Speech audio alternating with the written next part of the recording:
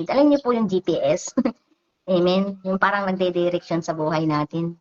Ang GPS po para sa God ay God's perfect system. Para din po sa akin yan. Amen? God's perfect system. May GPS din po ang Panginoon. Amen? Hallelujah. At may 3 utos para hindi tayo maligaw. Dito sa ating binasa kanina, mayroong 3 utos po dyan mga kapatid para hindi po tayo maligaw. Amen? Sabi nga dyan sa verse 5, tiwala po, hindi talino. Amen?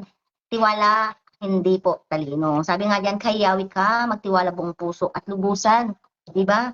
Puso po, ibig sabihin 100% na itiwala mo, hindi 50% kay Lord, 50% sa diskarte ko, o sa 50% sa talino ko. Amen. Sabi diyan, lubusan. Itiwala mo sa Diyos ang buos ng lubusan. Sabi, di ba? Walang plan B, mga kapatid. Si Lord lang po ang plan A hanggang Z. Letter A to Z, mga kapatid. Amen. Hallelujah. Huwag kang manahan sa sariling karunungan. Hallelujah. Sariling karunungan. Amen. Kaya ito, yung mga sinasabi natin na kaya ko ito, diskarte ko ito, kasi matalino ako. Amen. Ito yung feeling ko dapat ito yung sundin ko. Hallelujah. Kasi sabi diyan sa Jeremiah chapter 17-9, sabi diyan, ang puso ay mandaraya ng higit kaysa sa lahat ng bagay at totoong masama. Hallelujah. Diba? Mandaraya daw po ang ating puso. Minsan, naliling lang tayo ng ating puso. Yung akala natin, yung feeling natin, iyak na tayo ng iyak, Lord. Patawarin mo ako, Panginoon. Sobrang iyak natin. Feel natin yung manalangin, yung humahagulgul. Amen. Ang akala natin, nandyan si Lord. Amen. Pero yung emotion lang pala natin yung hallelujah. Oo, nandiyan yung ating Panginoon, mga kapatid. Amen. Niyayakap niya tayo sa ating mga hinagpis, sa ating mga pag-iyak. Pero minsan hindi po siya makapasok. Hindi niya maiupirit yung buhay natin. Hindi siya makapag-move. Hindi niya ma-move yung buhay natin. Hindi siya makakilos because why? Yung puso natin hindi makapasok. Kasi yung puso natin may galit, may kinikimkim ng sama ng loob. Amen. At yung iba hindi po makapagpatawad.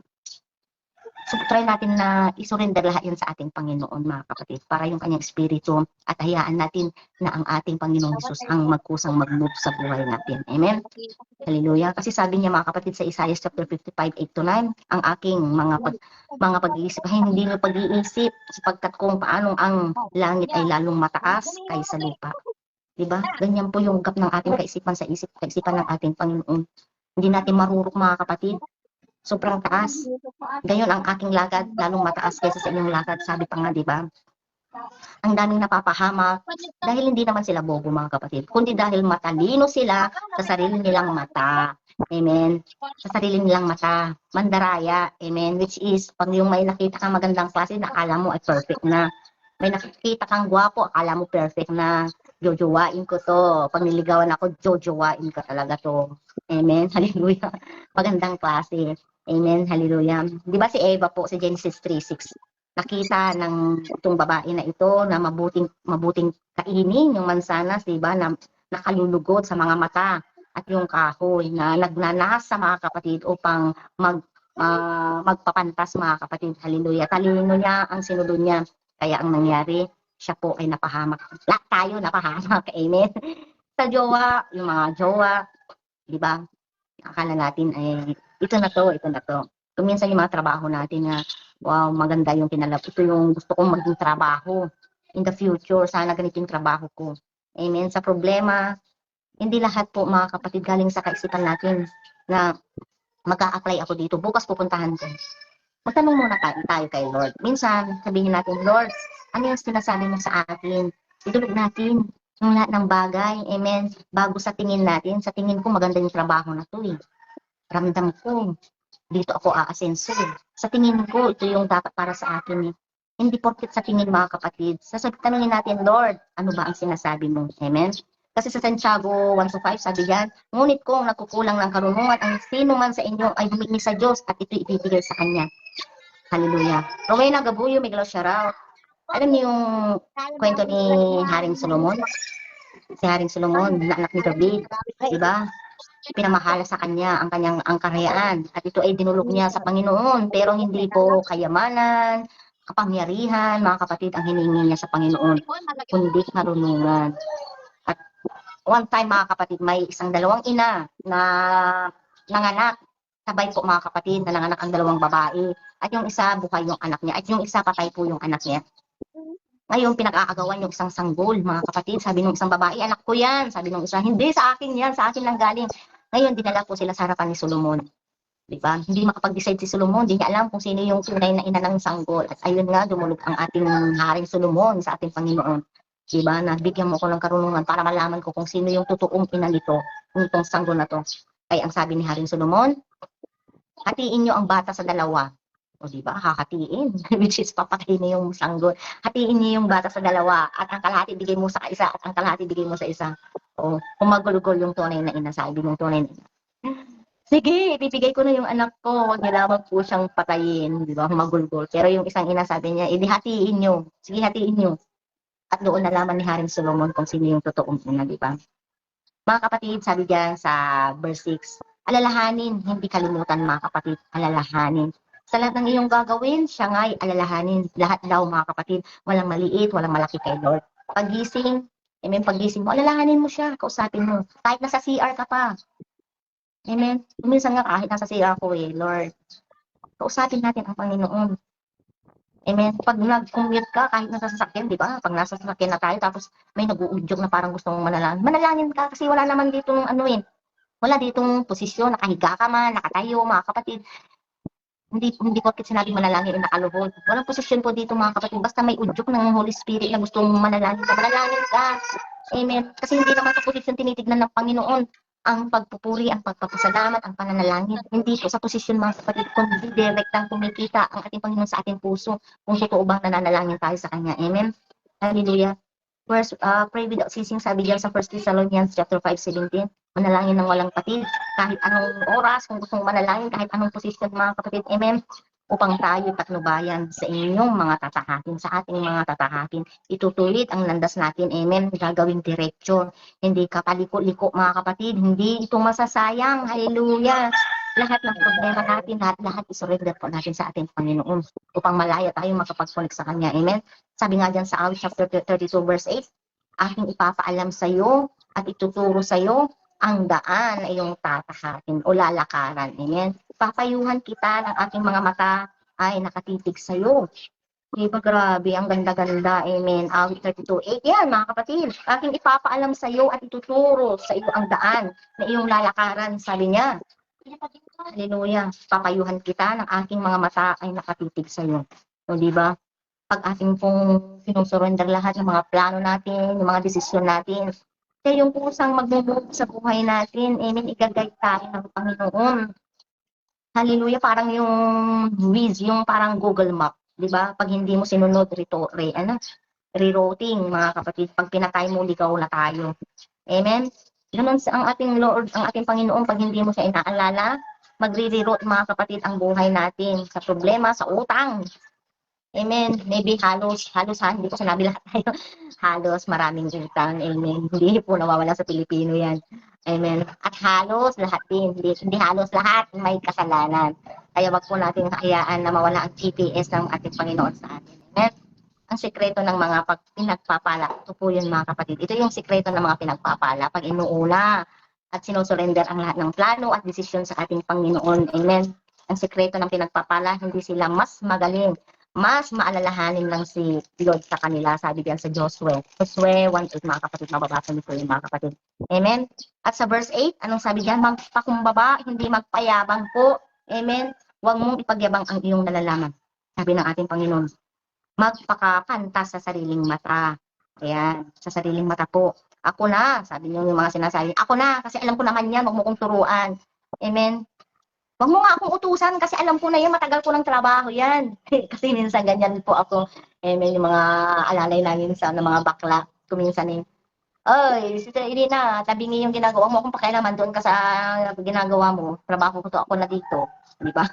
Ganyan po tayo minsan. Ayan, thank you Ma'am Butski for live sa iyong pagsilip. Ganyan din po tayo minsan, akyat kapatid. Ayan, thank you. At hindi ako natiis ng aking kapatid, Joel. Sabi diyan sa 1 Corinto, ayan, dinikline. Sa 1 Corinto chapter 8:1, ang kaalaman ay nagpapalalo, datapwat ang pag-ibig ay nagpapatibay. Diba? Sabi diyan sa Roma chapter 12:16, huwag kayong mga pantas sa inyong sariling mga haka. Yung mga haka-haka ba minsan, di ba? Yung akala natin, yung akala ko kasi maganda na eh, di ba? Akala ko kasi ano eh, okay na eh. Hallelujah. Tapos sasabihin natin yung mga iba, yan kasi napapala ng maling akala. Amen, yung akala natin. Hindi naman totoo, hindi naman yun mga kapatid. Ang yabang natin yung minsan yung nalulunod tayo. Amen. Nilulunod tayo ng kayabangan natin, ang akala natin ay kayang-kaya natin. Amen. Zenny Luna. Akit ka po, Sister Zenny Luna. Hindi ka dito, samahan mo ko, Sister Zenny Luna. Ang kapalaluan ay nagpapauna sa kapahamakan, sabi ng Panginoon. Halimbawa lang si Haring Oseas, mga kapatid, amen, sa 2 Chronica ba yun? 2 Chronica 26:16. Sabi nga dyan, nang siya'y lumakas, ang kanyang puso ay nagmataas, at siya'y sumalangsang ayon kinitong. Amen? Hallelujah. Igalang mo't sundin si Yahweh at lumayo ka sa kasamaan. Hallelujah, matakot tayo sa Panginoon. Igalang, sundin, huwag i-take for granted, mga kapatid. Kawikain 1:7, sabi diyan, lumayo sa kasamaan, di ba? Hindi lapitan para subukan, layuan. Amen. Try ko nga to. Huwag tayong mag-try ng mag-try. Kung gawain sa Panginoon, sige, gawin natin. Wait po, palit lang ako ng account. Mr. Zenny Luna. Sige po. Diba sabi diyan sa Thessalonica chapter 5:22, layuan nyo ang bawat anyo ng masama. Hallelujah. Kung alam na natin masama, layuan na. Huwag na natin ipilit kasi mapapahamak daw, sabi ng Panginoon. May warning na. Kaya huwag nang ipilit kung alam na natin na masama, kung alam na, kasi kung minsan may discerning tayo, di ba? Discerning spirit. Yung nadi-discern natin na baka mali, baka masama. Huwag na kung alam na natin na masama o bawal. Dulong muna natin, Lord, ano yung sinasabi mo sa akin? Amen. Kasi gagayt tayo. Sabi nga din, gagayt tayo. Amen. So, ang formula ng buhay natin, mga kapatid, takot kay Lord, matakot tayo. Amen. Layak sa kasalanan. Diretso yun na pagpapala, mga kapatid. Pag may takot tayo sa Panginoon at layak tayo sa kasalanan, pagpapala po ang susunod. Diba? Sabi ni Hope 2028, Hope 2028, ang pagkatakot sa Panginoon, siyang karunungan, at ang paghihiwalay sa kasamaan ay kaunawaan. May kaunawaan po tayo pag nilalayan po natin ang kasamaan, mga kapatid. Amen. Tanong din natin, mga kapatid, minsan kung sino yung nagdadrive ng buhay natin. Kawikain 3:5-7, kung pinag-aaralan natin, gawin natin GPS ang ating Panginoon. Ang verse 5 sabi, destination.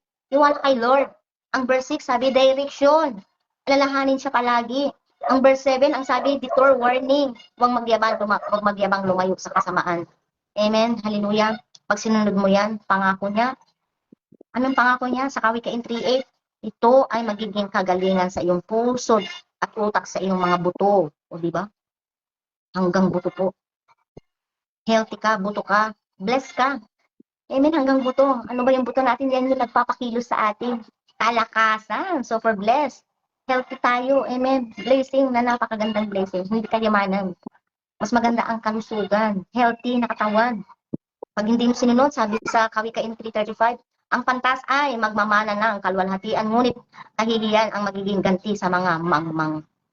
Hallelujah. Kung minsan tanungin natin ang buhay natin, sino ba ang nagmamaneho ng buhay ko? Amen. Ako ba yung sarili ko o ang Panginoon? Kahit kailan tayo huling nagtanong kay Lord bago tayo mag-decide? Lord, ano yung sinasabi mo sa akin, Panginoon? Kasi may gagawin ako, Panginoon. Hallelujah. Ganun dapat po tayo. Lord, i-guide mo po ako, Panginoon. Kahit simpleng bagay, simpleng panalangin. Lord, may gagawin akong plano, Panginoon. I-guide mo ko para mas maganda kalalabasan. Amen. Hindi yung tira ng tira kung ano yung pinaggagawa natin. May yabang ka. Amen. May kayabangan tayo minsan kasi tayo na yung gumagawa ng paraan at hindi na natin dinudulog sa Panginoon. Minsan kinalalabasan, mali. Hindi tama. Kapahamakan. Amen. Grabe yun, di ba yung Kawikain 3:5 na ating pinag-aaralan? Lumiwala ka sa Panginoon ng buong puso mo, huwag manalig sa iyong sariling kaunawaan. Iwala, hindi po talino, sabi ng Panginoon, di ba? Positive, kayawi, mga kapatid. Wala po siyang negative, 100%, hindi hati-hati dapat, di ba? Lagi kang sinasabi, hindi po hati-hati, hindi 50%. Lord, 50%, tulungan mo ko kasi may 50% na ako ng talino. Di naman galing lahat sa iyo yan. Galing din naman kay Panginoon, sa ating Panginoon, yung 50% na sinasabi natin, talino natin. Merly Rigon, Sister Merly Rigon, hello po. Hallelujah. Bigyan po natin ang ating Panginoon ng pattern ng buhay natin, mga kapatid. Amen. Siya po yung pattern natin, siya po yung GPS natin, gawin natin siyang ating mapa mga kapatid, direction, traffic sign, mga kapatid, di ba yung traffic sign? Alam mo yung traffic sign? Yung nagtuturo ng pupuntahan mo. Ganyan din po ang ating Panginoon. Amen. Tuturo niya po kung saan tayo didirekta. Amen. Kilalanin natin gaano siya katapat sa atin.